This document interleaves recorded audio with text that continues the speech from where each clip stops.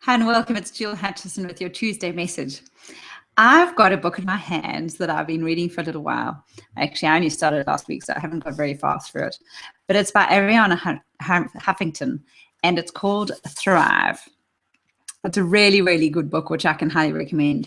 And I want to read a couple of excerpts for you because the topic that she's talking about is so, so important.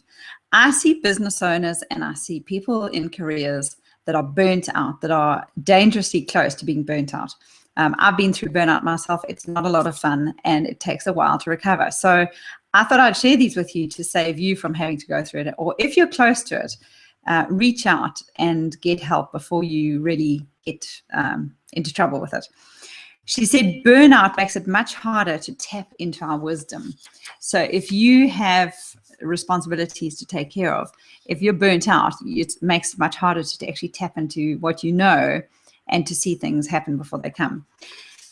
When you're burnt out and exhausted, it's much harder to see clearly the dangers or opportunities ahead.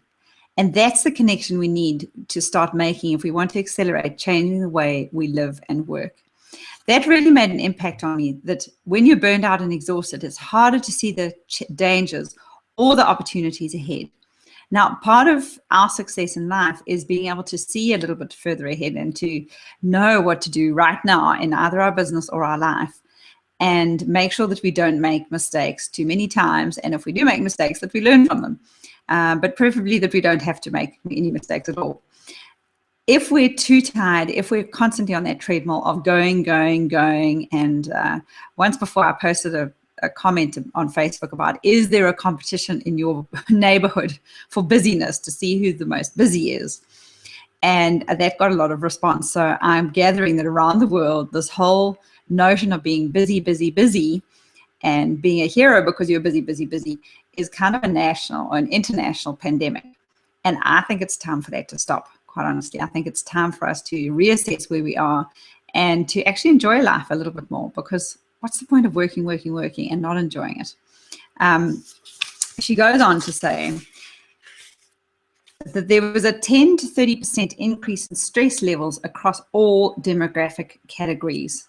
That was on research done in Carnegie Mellon, and that was up until 2009. High levels of stress can lead to higher instances of diabetes, heart diseases, obesity. We all know what that does. Stress has emerged in recent years as the top cause of illness across the nation in the UK. One reason we give for allowing stress to build in our lives is that we don't have time to take care of ourselves. We don't make time to take care of ourselves. We're too busy chasing a phantom of the successful life. The difference between what success looks like and what truly makes us thrive isn't always clear as we're living our lives, but it becomes much more obvious in the rearview mirror.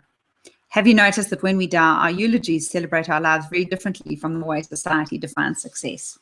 So my challenge to you this week, this Tuesday message, is to decide how you actually want to live your life, how you want to enjoy it, whether you want to be constantly stressed, whether you want to head for burnout, whether it's for the first time or again, because sometimes it becomes a pattern. Once you've been through burnout once, you tend to head for it again if you're not careful.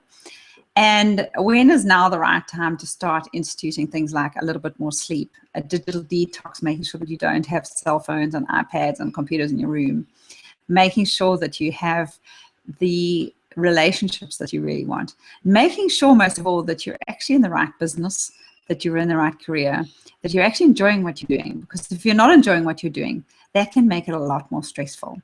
You know, when you get clear on exactly who you are and what you really want, everything starts to become a lot easier. You can make much easier choices. Some of the response that I get when I help people decide exactly who they are, what they want to be doing, and how they want to come across is, it's such a relief to realize it's okay to be me. And yes, it is okay to be you, and it's great to be you. And you've got unique skills, talents, abilities. You can really thrive if you really want to. It takes a decision. You need to decide that you need to thrive. So that's my thought for you this week. Let me know if I can be of any help, and send me any questions and feedback. I love to have that. Have a great week. And remember, it's Tuesday. You can choose how you want to respond. You can choose what you want. You can choose your goals. Have a great week. Bye-bye.